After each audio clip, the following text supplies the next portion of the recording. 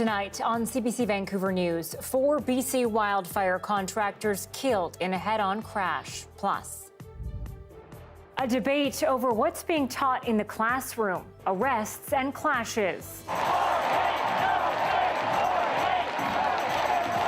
Thousands rally across BC in protests and counter-protests over gender policies in schools. And the Prime Minister under fire for mounting unaffordability across the country. Mr. Speaker, it took him 8 years to cause this housing hell. How long will it take to fix it? Well, new policies actually bring relief. This is CBC Vancouver News.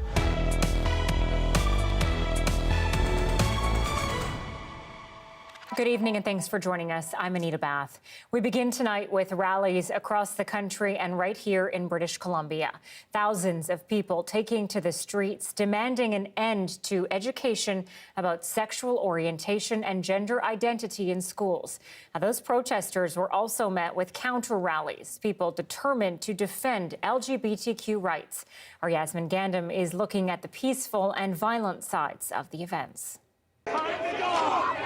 A brief altercation quickly turned heated in Vancouver, with one protester being taken away in handcuffs. Protect trans kids! But counter-protesters outnumbered those who are against sexual orientation and gender identity programs in schools, also known as SOJI. What can you say about what actually is being taught in school? Well, the thing is, teachers are experts in their field, and we know what is age appropriate. And really, when we start with our youngest students, it's all about families and how our families are not all the same. She says kids are being taught about inclusion of all people, and that can save lives. I was part of our Allies Club at school, and at the first club, there was a student who came out as trans and introduced her pronouns as she, her, and it was the best space for her. The AntiSoji rallies were organized across the country by a group called 1 Million March for Children. Their posters say participants are, quote, standing together against gender ideology in schools. But there is no specific SOJI curriculum in BC, and teachers are not forced to teach anything.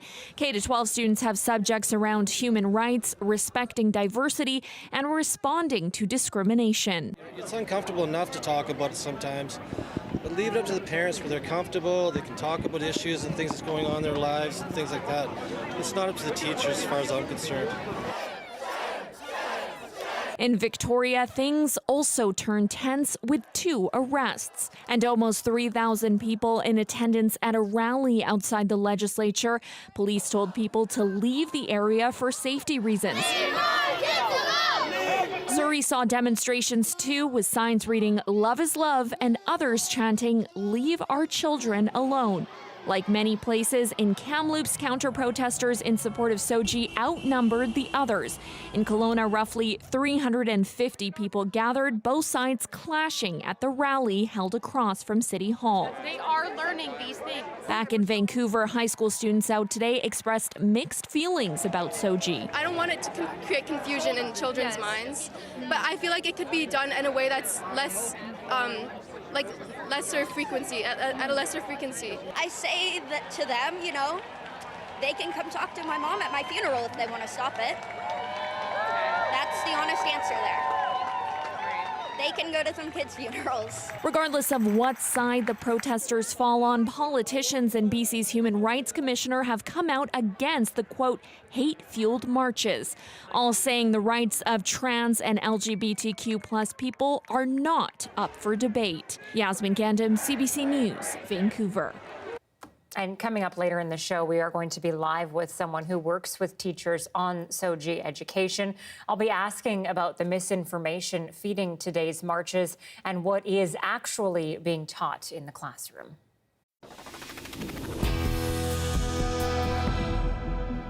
More tragedy has hit BC's efforts to fight wildfires across our province.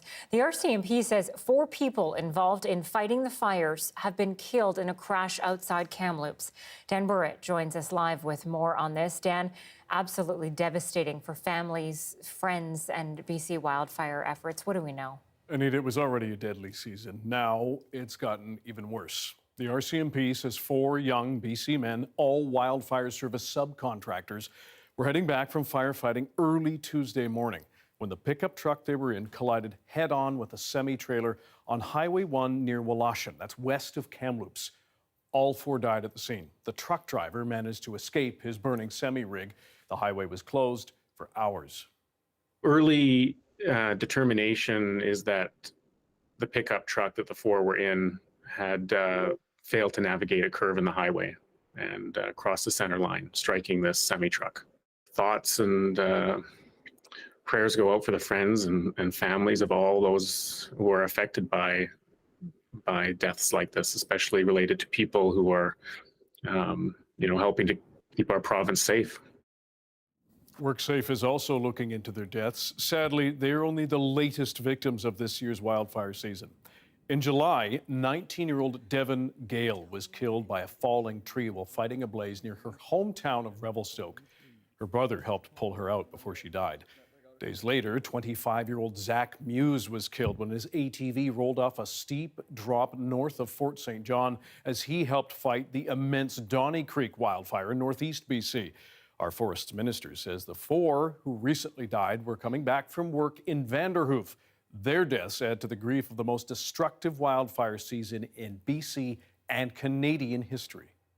It's been such a tough season, and this is just more bad news. It's really, it's emotionally wrenching and heartbreaking to hear of people who are completed their work on their way home and meet with their deaths on the road. It's really tragic.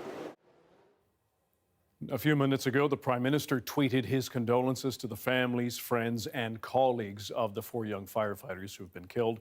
Bruce Ralston notes 300 active wildfires are still burning across our province, and this season is not over yet. Anita. Dan Burrett live tonight. Thank you. Another truck hit an overpass on Highway 1 yesterday evening, marking the 10th incident of its kind in the province this year. And as Saurabh Sandhu reports, BC's Minister of Transportation and Infrastructure says it's time to bring in stricter penalties. The Tuesday evening commute home was a long one for North Vancouver residents after a truck hit an overpass on Highway 1 north of 2nd Narrows Bridge. Last night's incident is outrageous, just like some of the previous ones, damaging to the infrastructure, costing people coming home from work. But this time, North Vancouver RCMP says the driver of the truck was nowhere to be found. Police say the driver's identity remains unknown. They have issued a violation ticket to the owner of the truck, but Minister Fleming says that is not enough. The company that was involved in the incident last night has had their entire fleet's license suspended pending the investigation by the Commercial Vehicle Safety Agency. Industry experts say there are route planning tools available to eliminate human error. The Ministry of Transportation and Highways has a permit process where every single obstacle is identified on a given route. But that either wasn't followed or did not work. The permitting office prescribes a safe route. Why, in this instance and others, those routes are deviated from is a question for the investigation to take. This is the overpass that was hit by a truck last night. On the structure itself, there are yellow signs stating the heights of the overpass. Trucking industry experts say these signs are meant to serve as a last-minute reminder to the truckers to avoid a crash. But yet, somehow the truck drivers are failing to take a note of the warning. RCMP says it has been collaborating with other agencies in the province to enforce compliance. But what they find is sometimes surprising.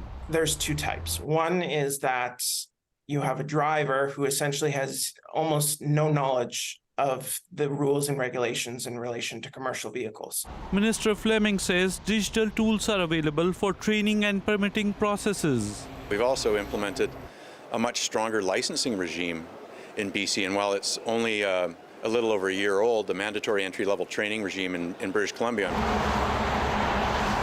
The province says it will be introducing stricter measures this fall to enforce compliance from the trucking industry. Saurabh Sandhu, CBC News, North Vancouver. With the House of Commons back in session for the fall, the Prime Minister has been under fire by his opponents for mounting unaffordability across the country. Among the tools Ottawa has pledged to help curb the crisis is removing the GST for new rental construction. Our John Hernandez is looking closer at how the policy might influence BC's housing market and if renters could see any relief. This week's return of the House of Commons started with applause for the Prime Minister, swiftly followed by criticism over mounting housing unaffordability. Mr. Speaker, it took him 8 years to cause this housing hell. How long will it take to fix it? The Right Honourable Prime Minister. Speaker, the opposition leaders' bickering won't help get houses built. Our plan does. A plan he says is bolstered by the recently announced move to eliminate GST for construction of new rental apartments. Ottawa says the goal is to spur development, build rental housing stock, and bridge the affordability gap.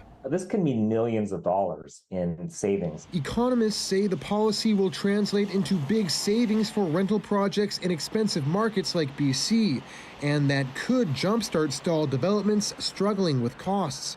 The removal of the GST will mean that certain projects that were kind of marginal and they were just not going ahead because the math didn't quite pencil out will now be profitable for them to go ahead. It's one step positive in a forward direction. This Kelowna-based developer agrees. It makes the residential rental portfolio more palatable in terms of reducing one more barrier to bringing them online. Rental stock that's desperately needed in the province.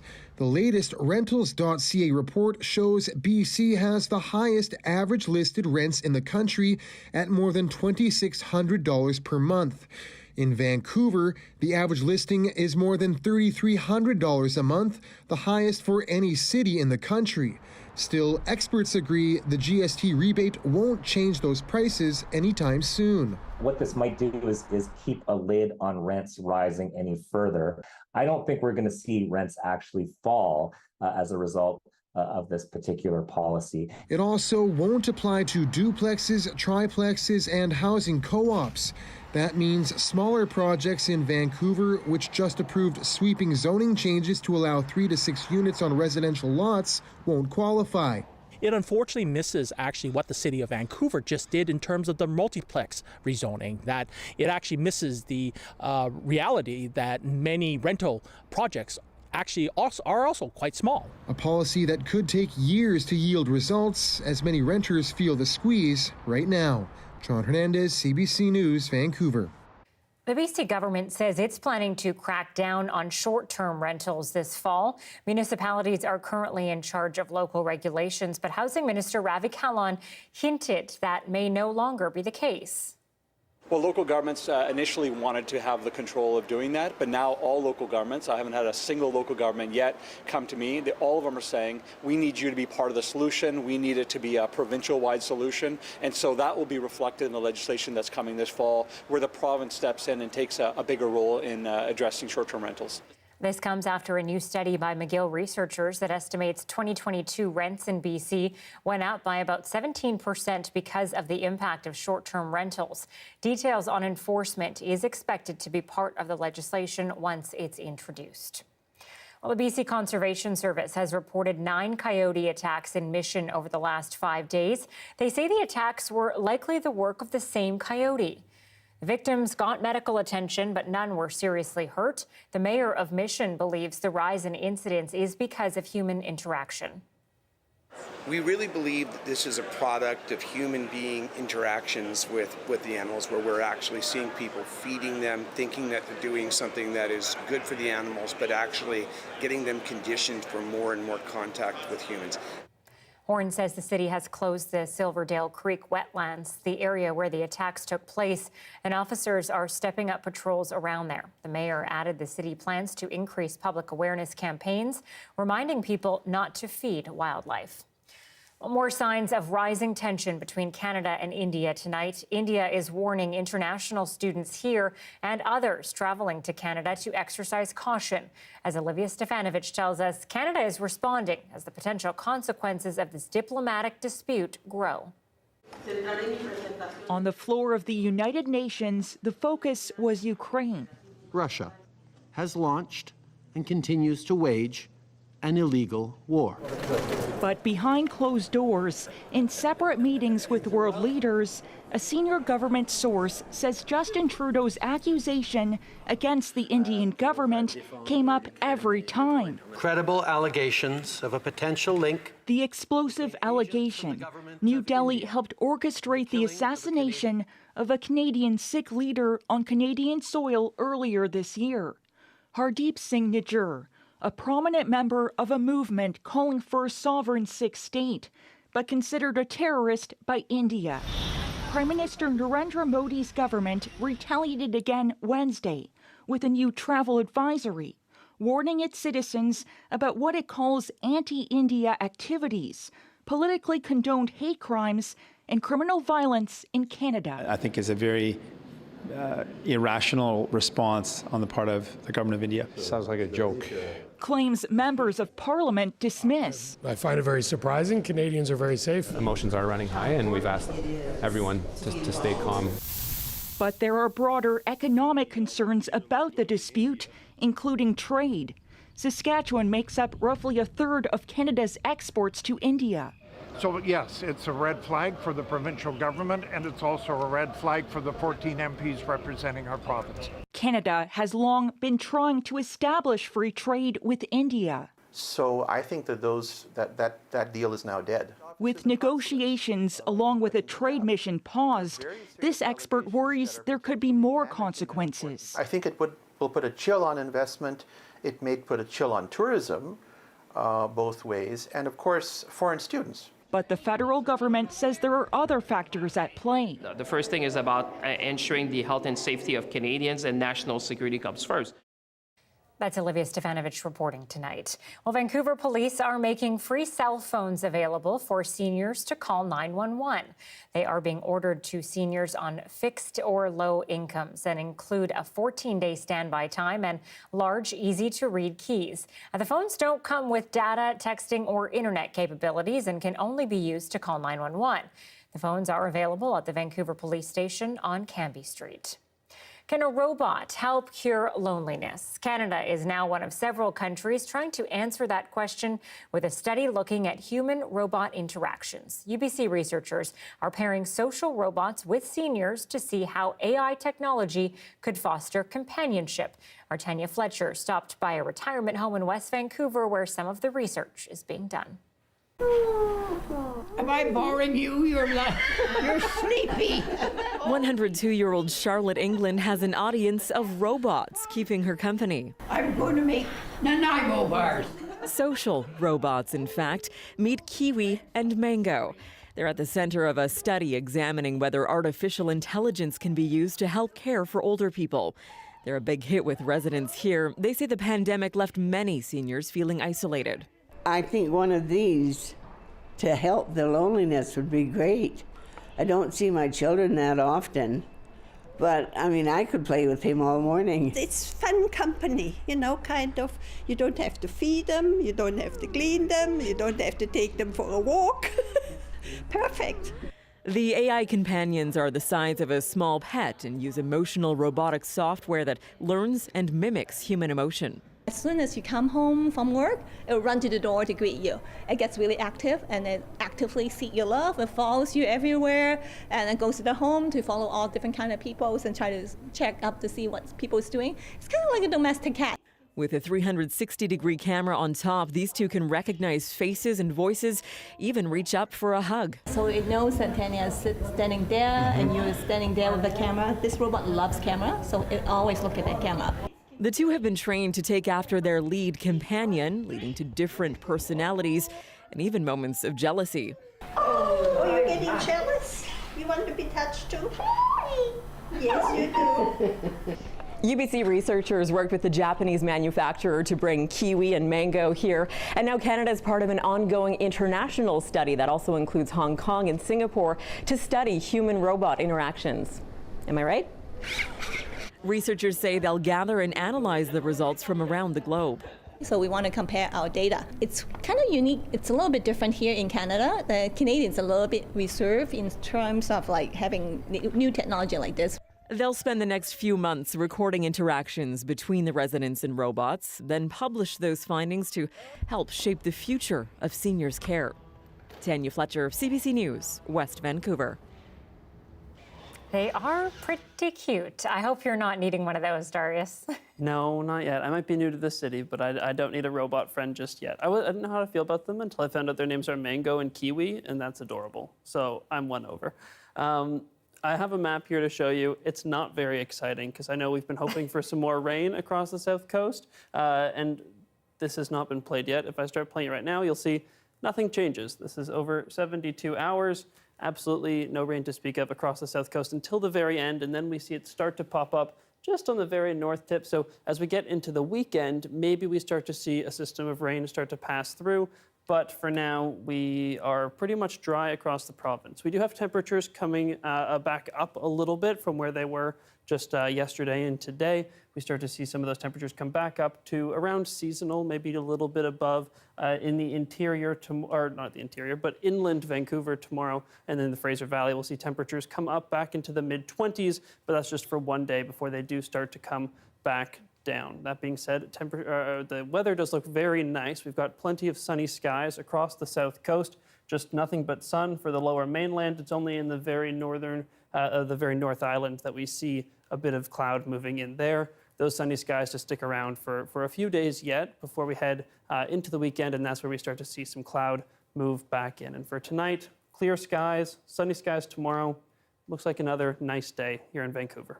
We'll talk to you later in the show, Darius, but I'm not sure we need to. Not much to talk about, really. Okay, well, we will check in later. Thank you. Thanks. We all know that the Canadian and British Columbia flags, we know what they look like, but have you ever thought about the flag for your own city? Well, turns out virtually every municipality in this province has spent time and money designing and creating a flag for their town. But as Justin McElroy explains, not all are created equal. All week, mayors and councillors from across British Columbia are gathered here at the Union of BC Municipalities Convention. But there's one other group that gathers just right now for only once a year in one place, in this room, and that is...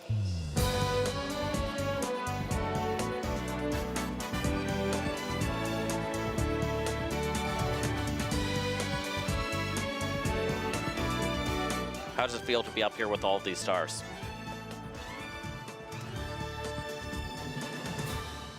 This isn't exciting. To see all of BC's flags in one place is a rare sight. This is amazing. If there's one expert on BC municipal flags, it's probably Dean McGee. I started researching municipal flags in the early 2000s, and it just kept snowballing. And what he found wasn't good. See, a good flag should not require writing to tell you which one it is. So, Canal Flats. Not a good flag. No, it doesn't stand out. You've got what we call a Canadian Pale. The pale is the stripe in the middle. There we got another Canadian Pale. Valley of the Swans. Gray's not a good color for a flag. Gray is not good. They put it on a Canadian Pale and giant block letters, City of Kamloops. Who needs that? You don't need that. You don't need that. According to experts, a good flag generally has a simple color scheme, clear visuals, and some symbolism that ties the flag clearly to its place. So there's symbolism, we've got bold imagery, it looks like what you might see for a traditional country flag. Yes, and it stands out. When you see it flopping on the side of the highway, you can still see enough of it to see that's the Abbotsford flag and not something else. If only the other 161 municipalities had followed their cue. Yes. We need artificial wind, please.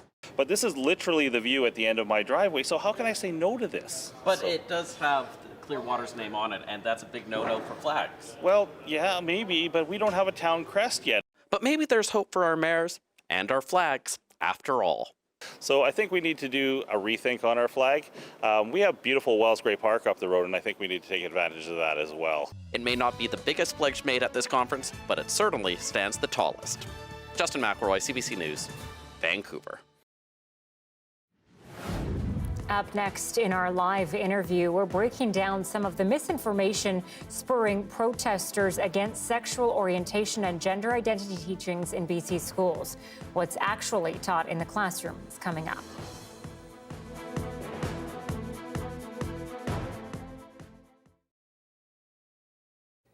Thanks for watching our commercial-free live stream tonight. The charity that runs a so-called grief camp each year says it's turning away far more families than it's able to welcome. The pandemic and the overdose crisis have led to a surge in demand and a call for Ottawa to step in. As Yasmin Renea reports, the wait list is hundreds deep. That young, you don't really learn about that emotion. You don't know how to deal with it. You don't know why you're feeling it, and you don't know why it has happened to you. 17-year-old Lily Friesen's father died when she was 7. That's when she started going to Camp Carey with her mother to process their grief. I quite look forward to it because in my day-to-day life, I don't always get an opportunity to really process my grief because everything is always moving and so busy. And when your world stops, when someone dies, the rest of the world keeps going. But last year, the unthinkable happened. Her mother died too. So this weekend, she's attending the camp with her godfather. I love going because it means I get a chance to really connect with the people I've lost and honor them and talk about them in such a beautiful way. There's lots of tears, but there's a lot of laughs as well and a lot of really happy memories. The camp prioritizes young people, and the charity that runs it says about 100 families applied to attend, but they could only take 35. And so when we find ourselves having to turn away kind of one family for every family we can take, we just know that we need to let people know that we're struggling with this overwhelming need. She says the camp has grown over the years as awareness has spread. The need is also growing, with more and more families grieving people lost to COVID-19, drug overdoses, and for Indigenous families, the finding of unmarked children's graves. It's very real. All of us will experience grief and loss. And for those who are most vulnerable, it can really change the trajectory of their life. The charity mainly relies on donations. At this point, there isn't enough money to add more camps. Those behind the cause are urging the federal government to fold it into a national bereavement strategy. So without sort of that ability to have a regular stream of funding, it's difficult for us to kind of meet all the needs, and so heartbreaking to kind of turn people away. I just feel like it's time that we kind of bring this out of the shadows. Yasmin Renea, CBC News, Vancouver.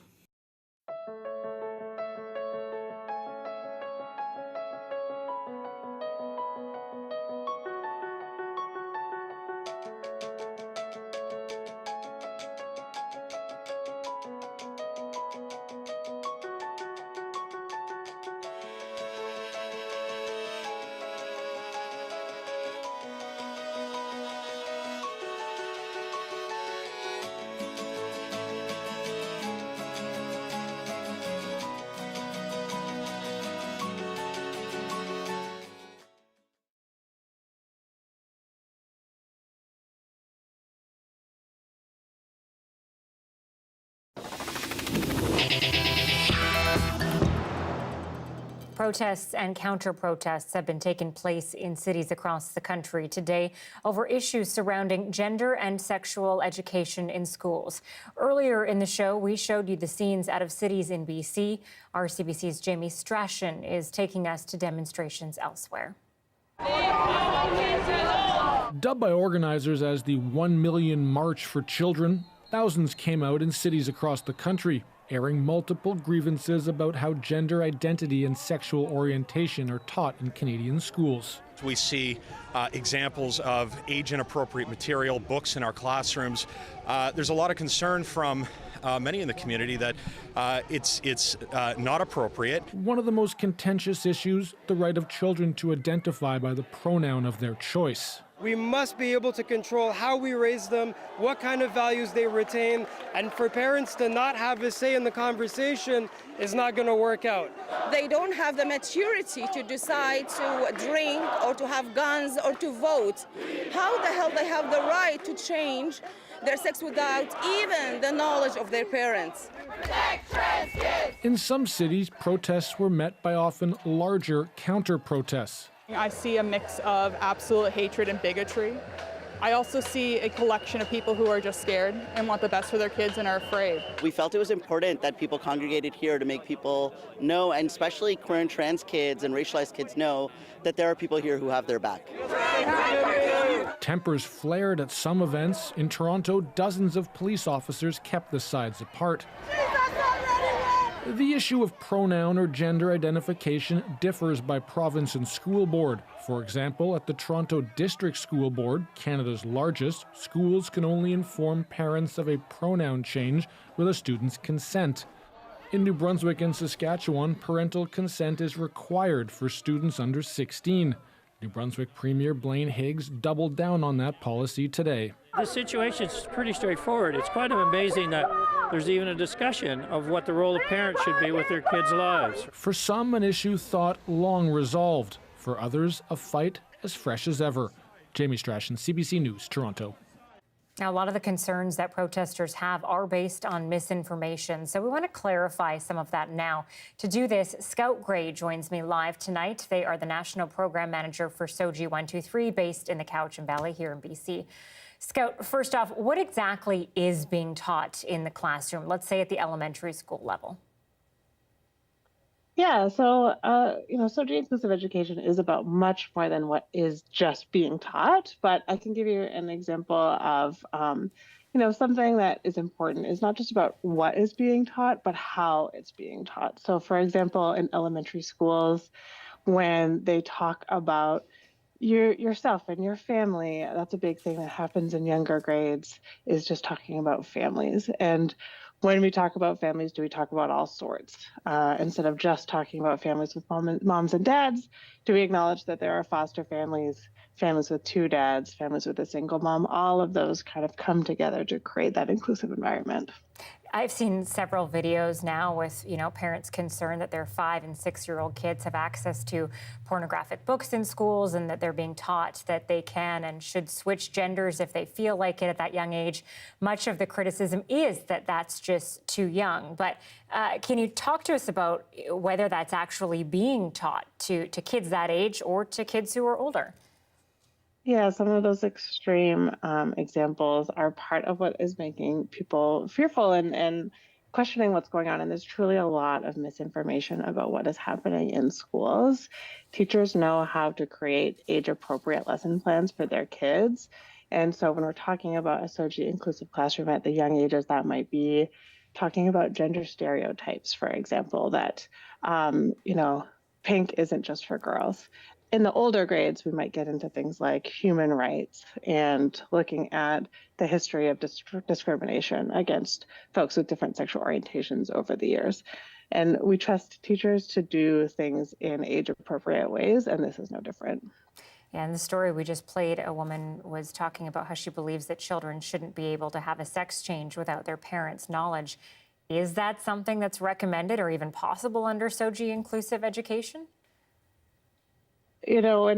When people say sex change, that sort of evokes something about a physical change, and that would never be happening. That's not the purview of schools. That is between a student and a child and their parents and their doctors.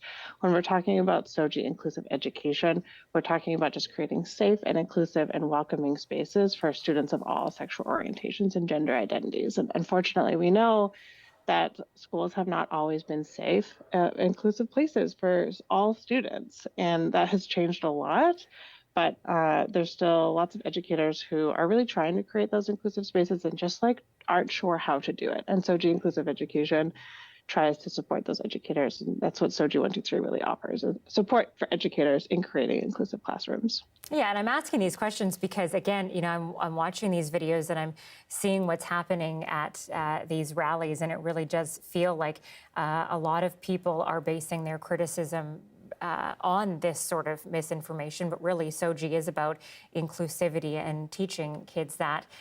You talked about age and how teachers are teaching that age-appropriate information to students. How do they decide that? I mean, there is a curriculum. People often talk as if Soji, that there's a new curriculum that is pushing Soji. The curriculum exists, the BC curriculum exists, and Soji inclusive education is so much more than that. And so there are lesson plans that are available that Soji 123 we have available on our website, but those have all been vetted and approved or created by teachers. And everything is fully appropriate. Picture books for young kids that you can find at the library. It's nothing unusual. And is that accessible for parents? Yeah, everything that we have, that Soji 123 as an organization where we support educators in creating those inclusive classrooms, everything's online. It's publicly available. Awesome. Thank you so much for joining us tonight and clarifying some of what is being taught in Soji 123. Scout Gray is the National Program Manager for Soji 123. Thanks for having me.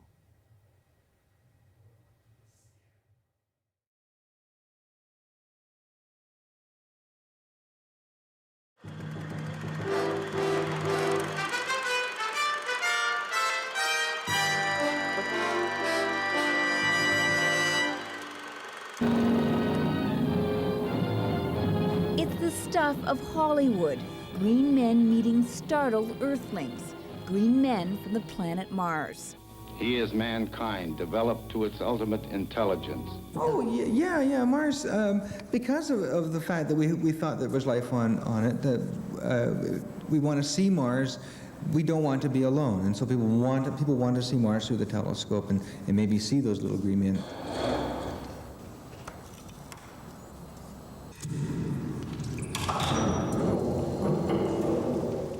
Myths and legends aside, Mars has captured more imaginations than E.T.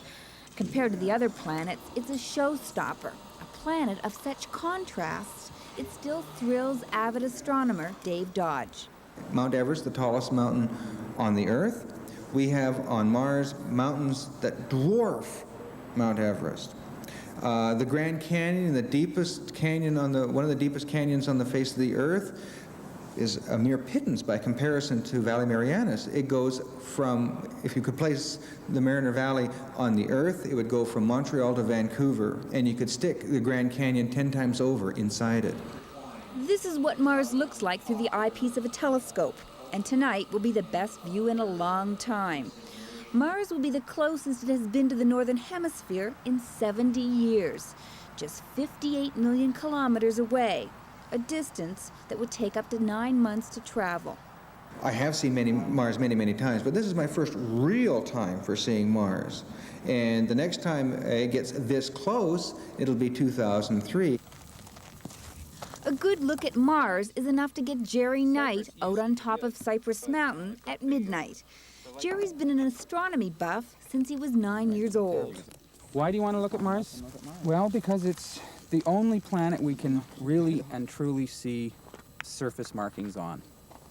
That's important. It's rare that we get an opportunity to actually do that, so you grab it when you can. Catherine Clark, CBC News, Vancouver.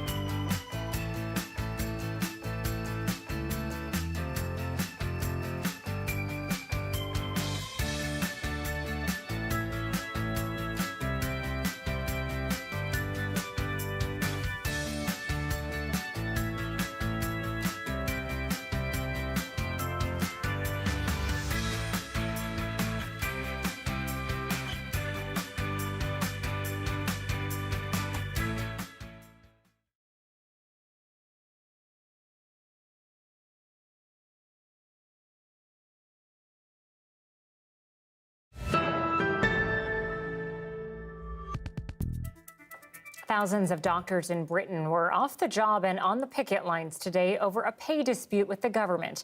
As Abby Kukadasan reports, that's raising concerns about added pressure on Britain's struggling national healthcare system. Both junior and senior doctors have walked off the job in an ongoing pay dispute with the Rishi Sunak government. The government has offered an at least 6% raise to most doctors and about 9% on average for junior doctors, but they say that is not enough to match with inflation. Now, junior doctors are those who've graduated from medical school. They're training to become GPs or specialists. Some of them have about 10 years of experience, and they make up about 45% of the NHS medical workforce. So you can imagine the impact that their absence will have on patients. Hospital leaders are concerned about their absence. They say that this will test the limits of safety. They say that appointments and treatments, including cancer care, has to have been postponed because of these ongoing strikes. The biggest impact is on the surgery for our cancer patients. Although this is what you would term planned elective care, clearly it's essential that these patients are able to have the surgery for their cancer within a timely fashion. Harm will be coming to patients as a consequence of the repeated cumulative industrial action that's gone on for so long. Now, England faces a shortage of doctors. They are having a difficult time recruiting personnel from the EU following Brexit. And some junior doctors here told me that they're considering moving to other countries like Canada and Australia. Abby Kukadasan, CBC News, London. Tennis superstar touched down in Vancouver for the first time and surprised kids with some pro tips and tricks. More on this after the break.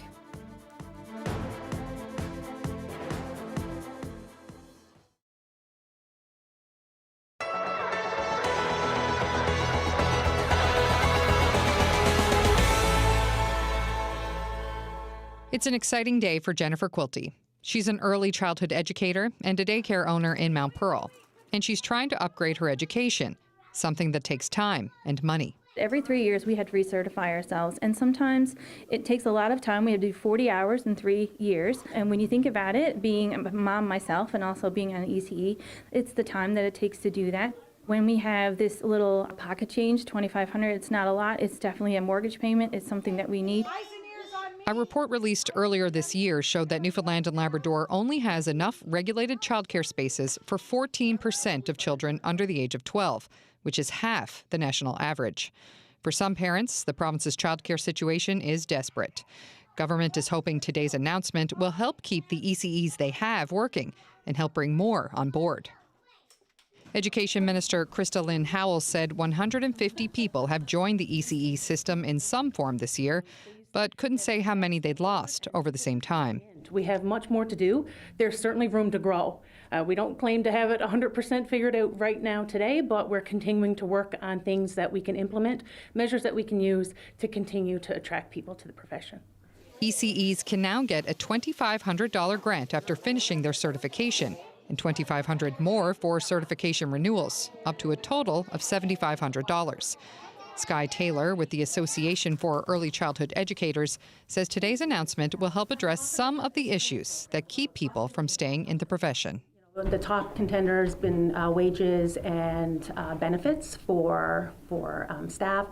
Also, good and fair workplace conditions. So things like bursaries and that help to support that. And as Minister Howell has said, it's one step, it's one part, it's one piece of the puzzle. This new grant started September 1st and will replace the old bursary program, which will end next June.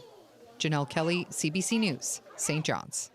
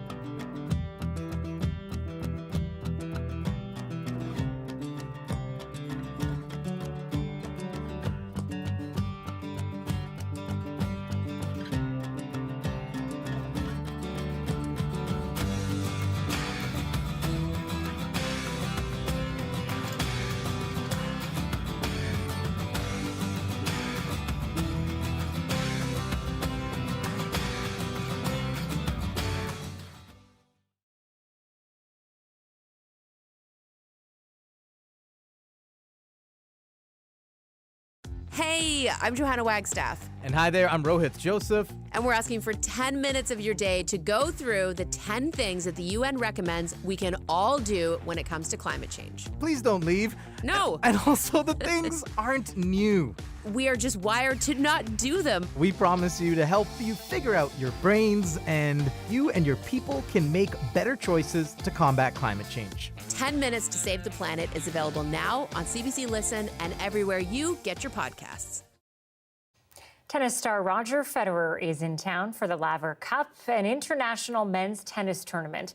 Now, this is the first time that both Federer and the tournament are in Vancouver. And yesterday, he surprised children with a tennis clinic at UBC.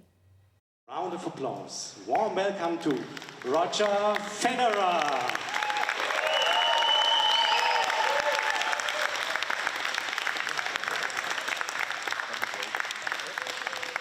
Great to see you.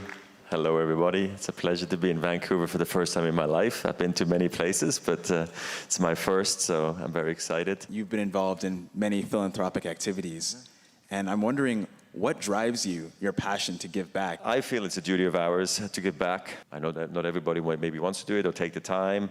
I've always enjoyed it. It started with kids' clinics. When I was coming on tour, the big stars were doing the photo shoots and the media. And then I was doing the kids' clinics on the side, which I thought was the coolest thing to do ever. So for me to see a happy face in a child, I thought that was the best thing. So I'm, again, happy to spending an afternoon with children and motivate them to go out or go and do sports or go read a book. Giving back feels great. So I suggest everybody should do it if they can, of course.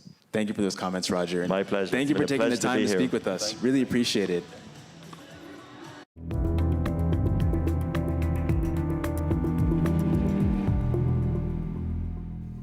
Some new details as the fire chief of West Kelowna is in New York, urging world leaders to do more to combat climate change. Jason Brolin was part of a Canadian delegation at Climate Week NYC, an annual event that takes place at the same time as the UN General Assembly.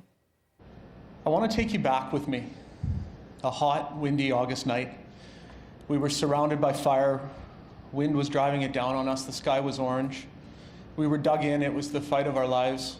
4 weeks ago, my community was devastated. A firefighter said to me afterwards that it was like fighting 100 years of fire all in one night. We saved people and their properties, sometimes by the smallest margin. The police knocked on thousands of doors to get people out. They crammed entire families into their police cars and then drove through flames to escape. We ordered over 10,000 people to get out that first night. My family and I included. My wife and daughter left town. I stayed behind. That was the plan that we'd practiced, and now we were doing it. Some people made it to the lake, their only option to survive in the water. They were rescued by a boat. A burn victim walked into the fire hall. The toughest decision a fire chief can make is to ask his people to put their lives on the line. At 2 a.m. that morning, I went to the line to be with my men and women. We made tough decisions. The fire eventually grew to 14,000 hectares behind my community. The weight of putting your people in harm's way is something that we prepare ourselves to do, but I haven't stopped thinking about that decision since. When the fire behavior we experienced came to town, firefighters should have been killed. But instead, we saved an entire street of homes with a crew of 8 and garden hoses. And that wasn't just once, it happened in dozens of locations for 3 days straight. $10,000 worth of sprinklers and pumps were placed on our brand new water treatment plant, and it saved that $75 million critical infrastructure. It took 12 years for my community to get that built. And I'm so happy to say it's going to start providing clean drinking water in just a couple weeks. Exactly to the day 22 years ago as a young firefighter, I was trapped in a neighborhood with my crew fighting a similar firestorm just across the lake. That was supposed to be a once-in-a-career fire, but it's happened to me twice now. What is going on? Climate change became very real for West Kelowna on August 16th. One of my fellow fire chiefs, one of my friends, Chief Darren Lee, said during this fire that Firefighters have been warriors for thousands of years, stepping up to protect their villages. But today these warriors are doing things that we never imagined on a scope and scale that's nearly impossible for us to be successful against. Over $20 million was spent reacting to my fire, not to mention the insurance losses, which could be triple that. What could we have accomplished if we used that same amount of money proactively? We're spending the money on the wrong end of the problem. That's a bit about me and my team and the 36 hours that felt like 100 years. Someone told me during this event that people are put in places for a reason. Through this event, I found my reason, but I hope that my experience inspires you as leaders to find yours and make the change we need. Thank you.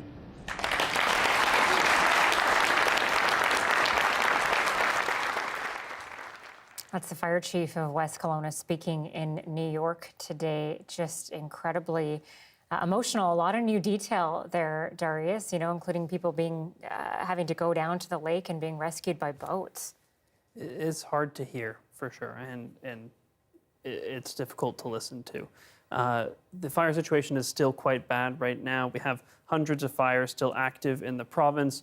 We have some dry days ahead. We did see some rain over the last 24 hours. Some of it made its way through central BC and through southern BC. We saw a little bit more in the 24 hours before that. So a little bit of good news, not likely enough to budge the drought situation, which is in large part what is driving a lot of these fires.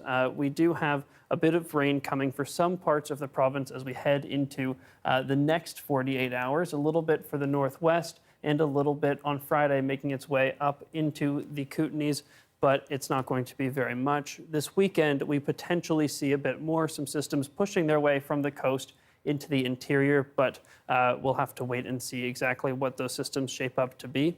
In terms of temperature, we have come up a little bit compared to yesterday and the day before when the southern interior was in the teens.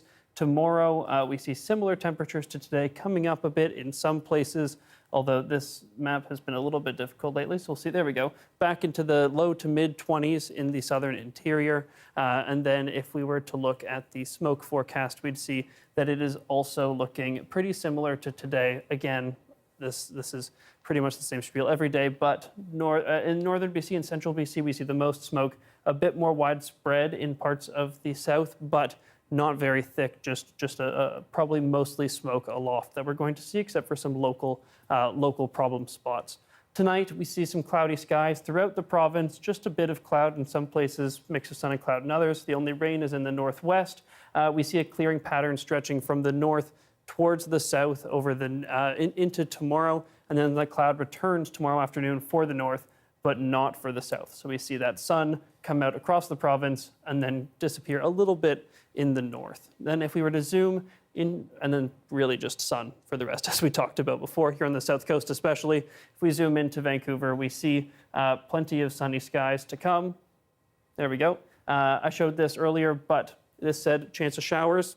There's no showers. We're not getting showers tonight. Sorry about that. And then if we look ahead, sun, sun, sun, and then it's on the weekend that we maybe start to see some rain on Sunday. All right, thanks for the correction, Darius. Thanks. A Made in Montreal helmet is catching the eyes of the NFL. What it could mean for concussions in the league coming up.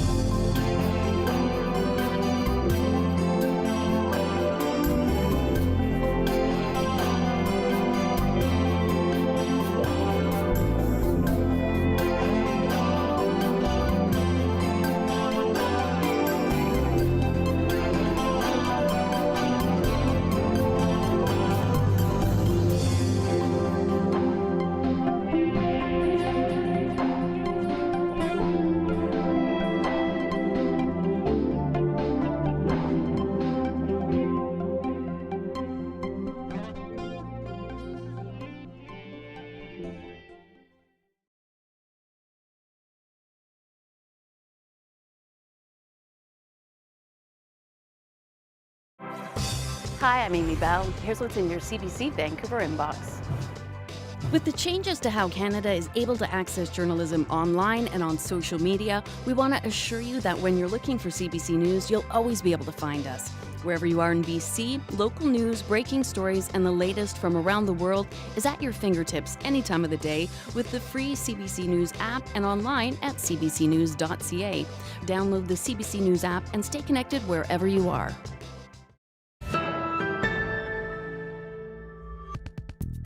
A Montreal-designed helmet has been approved for use in the NFL. As Alison Northcott reports, it's engineered to reduce the impact of head injuries for football players. For a helmet to make it to the NFL, it has to be tough. Inside the head, we have some sensors that measure the acceleration of the head. And it has to be tested. Hits in 6 different locations at 3 speeds to see how it performs. Because we know that lab testing typically refer to what the player would sustain on the field. Now, a helmet designed in Montreal has made the cut, approved by the league and ready for the field.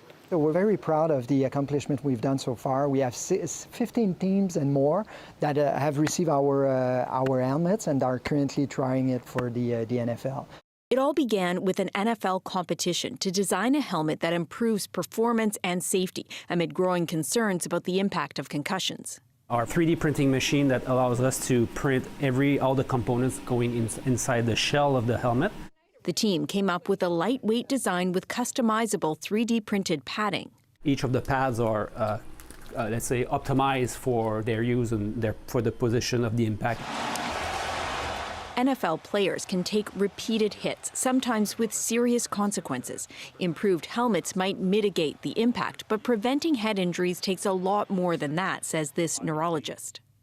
Reducing the amount of forces to the head within practice, as well as the games themselves, that is paramount. There's no way of preventing them absolutely through the equipment, no matter how good the helmet.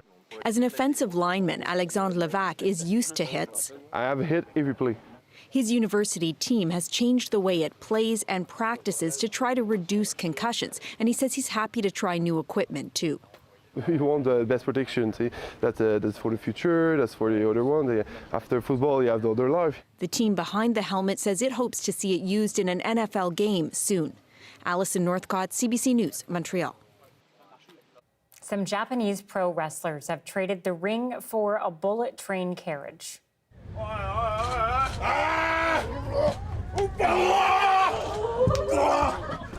Tokyo-based DDT Pro Wrestling organized the match and rented out an entire train car. Tickets on the 150-kilometer train route from Tokyo to Nagoya sold out quickly. More than 70 passengers snapped up all the seats in about 30 minutes to watch the brawl in the aisle. Not necessarily something I'm buying tickets to, but fair enough. Great. Thanks for watching CBC Vancouver News tonight. That is it for our show, and we'll see you tomorrow.